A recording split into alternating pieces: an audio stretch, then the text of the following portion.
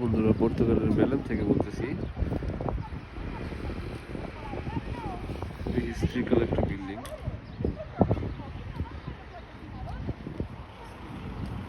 যত টুরিস্ট আছে সবাই এখানে ঘুরতে আসে সবাই। তো এই বিল্ডিংটা হচ্ছে আগের যে রাজারা ছিল তাদের, বেলেমের যে রাজা ছিল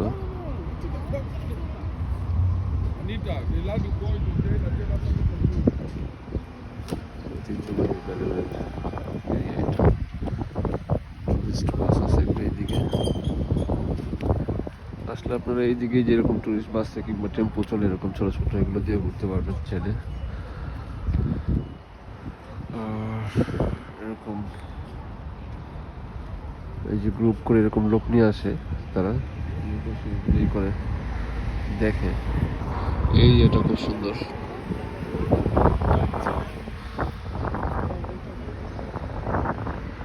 তো পর্তুগালের বেলেম থেকে লাইভে আসলাম।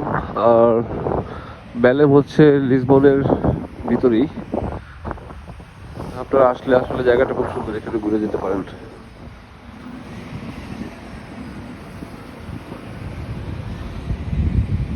গাছগুলো খুব সুন্দর, হিস্ট্রিক্যাল গাছ মেবি।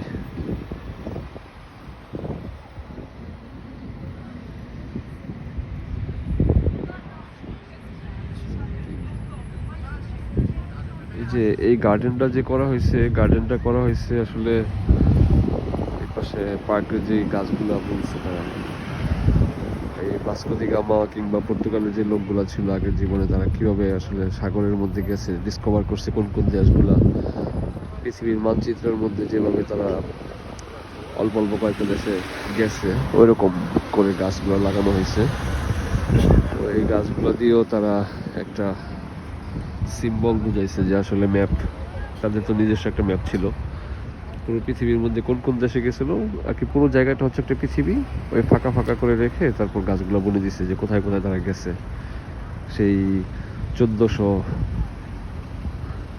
সালের দিকে। তো এই হচ্ছে সেই গাছগুলা, একদম সেইভাবে গাছগুলো বলছে। আর গাছগুলো খুবই অনেক পুরনো।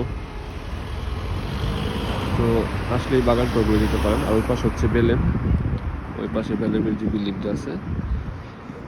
আর এটা তো একটা রাজকীয় একটা বিল্ডিং, বেলেমের দেখার মতো একটা বিল্ডিং।